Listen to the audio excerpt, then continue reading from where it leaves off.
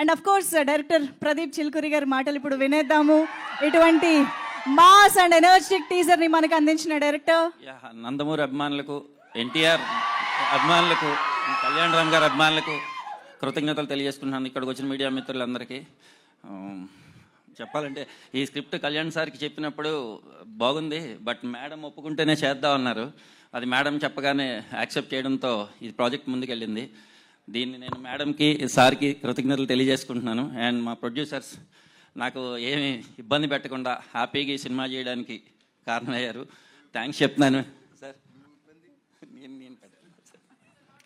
And నాకు technicians, నా direction team mainly, and నాకు శ్రీకాంత్ విస్సా గారు సపోర్టు, అండ్ నా డైరెక్షన్ టీము, అండ్ మా రైటర్ హరికృష్ణ, అండ్ అందరూ చాలా సపోర్ట్ చేశారు. డైరెక్షన్ టీంలో ముఖ్యంగా సురేష్ అండ్ శేషు అండ్ శ్రీను గారు అండ్ అశ్విన్ అండ్ పార్దు అందరూ కూడా, అండ్ మా art director Brahma and Ajaneesh. Mainly నాకు ఇక్కడ నుంచి అంతా అజనీష్ గారు కూడా చాలా సపోర్ట్ చేస్తున్నారు.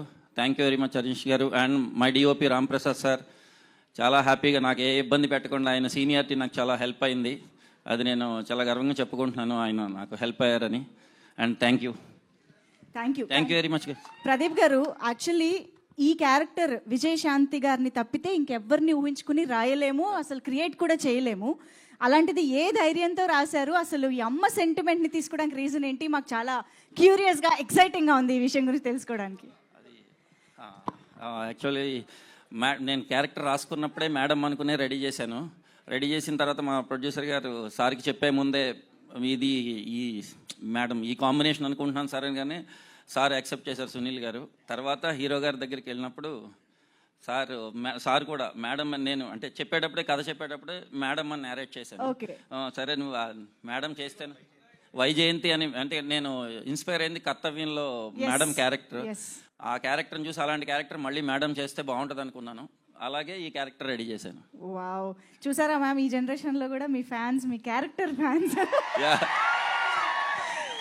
సో ఎస్, ఇప్పుడు మీరు అమ్మ సెంటిమెంట్ని ఈ సినిమా ద్వారా తీసుకురాబోతున్నారు కాబట్టి మీ రియల్ లైఫ్లో మీ మదర్తో ఉన్న ఏదైనా ఒక ఎమోషన్, ఏదైనా ఒక మూమెంట్ మాతో షేర్ చేసుకుంటారా? మా మదర్ చిన్నప్పటి నుంచి నన్ను చాలా బాగా చూసుకున్నారు. ఎందుకంటే ఫాదర్ సరిగ్గా ఉండేవారు కాదు, బట్ మదరే అన్నీ నాకు. మదర్ లేకపోతే నేను ఇలా ఉండేవాడిని కాదు. అందువల్ల మా మదర్ ఎప్పుడు ఒక థింగ్ అని చెప్పడానికి ఒకటి కాదు, అన్నీ చాలా ఉన్నాయి చెప్పాలంటే. బట్ అందుకే నేను ఏ మెన్షన్ చేయట్లేదు, కానీ మా మదర్ అంటే నాకు చాలా ఇష్టం. చాలా ఎమోషనల్గా ఉంటాను ఆవిడతో. అమేజింగ్. థ్యాంక్ యూ అండి, thank you so much. We're eagerly. Thank you very much. Yeah, thank you so much.